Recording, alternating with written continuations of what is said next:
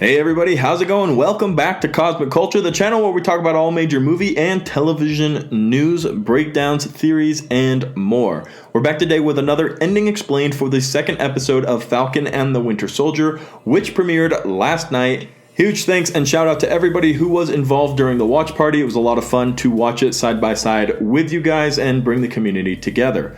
That being said, there will be spoilers in this episode for what happened in the first and second episode of Falcon and the Winter Soldier. If you're trying to avoid those, click away now. For the rest of you, be sure to subscribe to the channel to stay up to date on Falcon and the Winter Soldier, other MCU, DC, Warner Brothers, and major franchise news that we're covering here on the channel. And let me know in the comment section below what you thought of the second episode of Falcon and the Winter Soldier. Where would you rate it out of 10, and what are you hoping to see in the third? So my personal thoughts on this episode were that it was better than the first one. We're headed in the right direction, and I'm really excited to see where the payout for this series will lead us. At the very end of the episode, we got a 1-second glimpse at Zemo. Bucky and Falcon both decided to go chat with him and figure out what's going on behind the scenes with the Flag Smashers, who we got to see a very heavy appearance of during this episode. Bucky and Sam both seem to think they have access to some form of super soldier serum, which they are using to enhance themselves and bring upon that which is their manifesto: one world, one nation, to bring everything together and return things to how they were during the blip, when governments had crumbled and society was kind of in this apocalyptic state where people were in ruins and there wasn't this control or hold over the world like the government kind of has nowadays. We also got a new look and an interesting look at the new Captain America, U.S. Agent John Walker. The episode actually starts with him sitting in a high school locker room, which was later revealed to be his old high school. He steps out onto the field like we've seen in multiple trailers, and he is interviewed by Good Morning America. He talks about how he wants to be a good Captain America. They show videos of him training with the shield and how he's there to do his best, not to replace Iron Man or to replace Bruce Banner, but to be the best Captain America he can be. And honestly, at the beginning of the episode, I had a feeling where I wanted to like this guy. I wanted to give him the best opportunity to be Captain America I could. But throughout the episode, he just demonstrated to me he's not somebody who I want to replace Steve Rogers. And that is a huge looming question for a lot of fans, is what's going to happen to Captain America? What's going to happen to the symbol that is Captain America? This man has different morals and different standings. He's very much attached to the government, and he has a different outlook on what it means to be Captain America than Steve Rogers did, and the way Steve Rogers carried it for all of these years in the MCU, which is very upsetting to see. And Bucky reacts the same way. When he finds out that Captain America has been replaced, he storms over to Falcon and gives him an extremely hard time about giving up the shield. This is a very important fact that we see throughout this second episode, because eventually the two have a therapy session together, and Bucky breaks down yelling, "If he was wrong about you, that means he was wrong about me." And it's really cool because we're seeing Bucky dealing with all of this personal turmoil and grief that he's been dealing with throughout the very beginning, having his brain washed by Hydra and dealing with being the Winter Soldier. He's trying to find his place in the world and where he fits in, but he ends up joining Sam again in this episode, and they go out on a hunt for the Flag Smashers. We see a cool scene where the two of them fight against the Flag Smashers. Eventually they are joined by the new Captain America, U.S. Agent John Walker, and the person who is playing his sidekick, known as Lamar Hoskins, who in the comics is known as Battlestar. And they even name dropped this title during the episode, which was really cool to see, and I'm glad they included this character.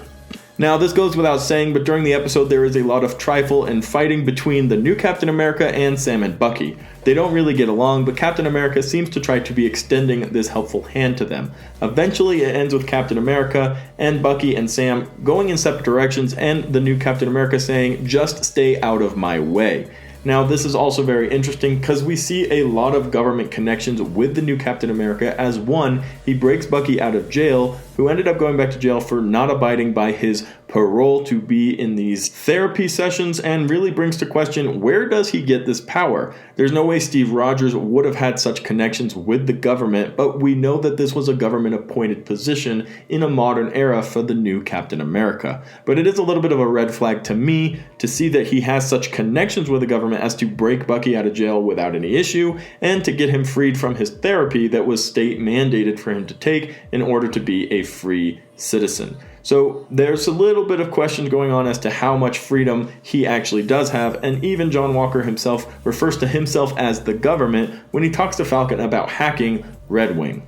There are a lot of questions as to who the main proprietor behind everything, who's pulling the strings with this new Captain America, who appointed him, and where exactly is everything headed. Personally, my belief is that this is going to link up to Thunderbolt Ross and eventually the Thunderbolts. We saw a text go out to the head of the Flag Smashers from an unknown number saying, "You stole what belonged to me, I'm coming for it." So I think this is somebody working for Thunderbolt Ross or either Thunderbolt Ross, and all of this is going to come full circle with the Super Soldier Serum and the creation of the Thunderbolts. But we're going to have to wait to see what happens in the remaining episodes to find out if that's actually accurate or not. It's a personal theory of mine for now that I gathered from this second episode.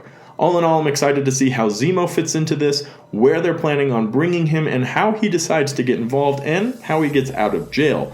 Whether he was snapped or not, he's been in jail for quite some time, 7 years if he wasn't, at least 2, maybe 3 if he was snapped. So he's had some time in jail, and it's going to be interesting to see him on the outside, what seems like potentially helping Bucky and Sam take down the Flag Smashers. And this might be because of his hatred for the super soldiers and how he wants none of that to be spread around. But there's going to be a huge character arc for him, I believe. And if the Thunderbolts are on the table, he will definitely end up joining them down the road.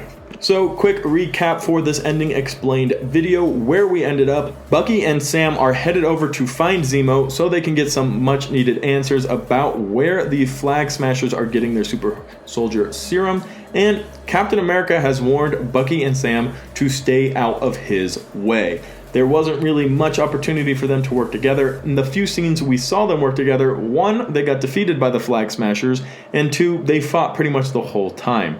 Captain America, although I personally gave him an opportunity to take on the new mantle, kind of turned out to be a little bit aggressive, very arrogant, and a lot more willing to work with the government than previous Avengers and other people who we are more comfortable with in that role. So it'll be interesting again to see if Bucky and Sam end up fighting against the new Captain America, which I am pretty sure will also end up happening. But I want to know what you guys think. What are you expecting in the 3rd episode? What are you hoping they say to Zemo? What are your thoughts? Let me know in the comments section down below. As always, thank you to everybody who watched till the very end of the video. If you found it helpful, useful, or entertaining, be sure to subscribe to the channel, turn on that notification bell, and you can check me out across other social media platforms on TikTok, Twitter, or on Discord. All of those links are in the description down below. If you're interested in joining for the live party, we will be doing it again next week on Thursday night at 12 o'clock Pacific time when the episode goes live. So we'll catch you then and on other episodes and uploads right here on Cosmic Culture.